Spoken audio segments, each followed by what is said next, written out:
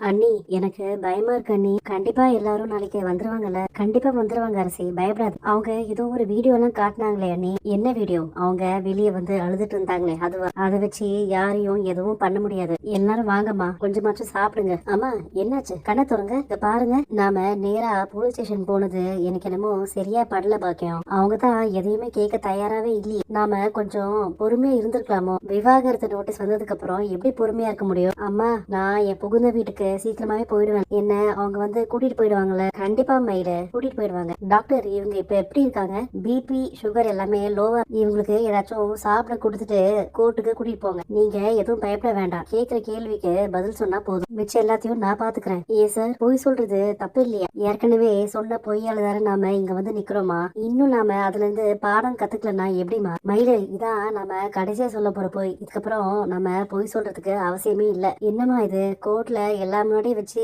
என் புகுந்த வீட்டை பத்தி தப்பா பேச சொல்றேன். அதுக்கப்புறம் அவங்க என்ன ஒரேடியா வெறுத்துட மாட்டாங்களா? இப்ப மட்டும் என்ன மயில, அவங்க எல்லாரும் உன் மேல பாசமாவா இருக்காங்க? நாம சும்மா அவங்கள பயமுத்துவதுக்காக தான் இந்த கேஸ போட்டிருக்கோம் மயில. கோர்ட்டுக்கு வந்தோடனே அவங்க மிரண்டு போயிடுவாங்க. மேற்கொண்டு கேஸ் நடத்தணும்னு அவங்க நினைக்கவே மாட்டாங்க. காம்ப்ரமைஸ் பண்ணணும் தான் நினைப்பாங்க. நம்ம கிட்ட அவங்க பேச்சுவார்த்தை நடத்தும் போது நம்ம டிமாண்ட சொல்லி செட்டில்மெண்ட் பண்ணிக்கலாம். எனக்கு பெரிய டிமாண்ட்லாம் எதுவும் இல்ல சார். அவர் கூட சேர்ந்து வாழணும், அவ்வளவுதான்.